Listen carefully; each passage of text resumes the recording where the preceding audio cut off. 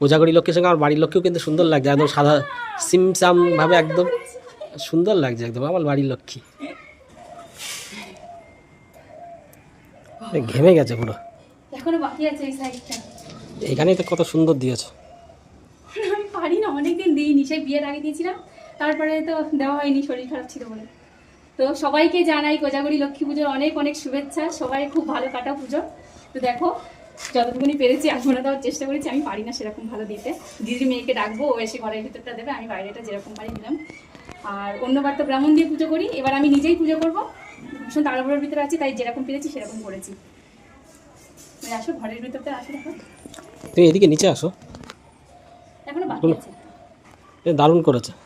আর সেই সময় কিন্তু কোজাগরি লক্ষ্মীর সঙ্গে আমার বাড়ির লক্ষ্মীও কিন্তু সুন্দর লাগছে, একদম সাদা সিমসাম ভাবে একদম সুন্দর লাগছে একদম আমার বাড়ির লক্ষ্মী। একদম সিমসামের মধ্যে একদম সুন্দর লাগছে। যাক,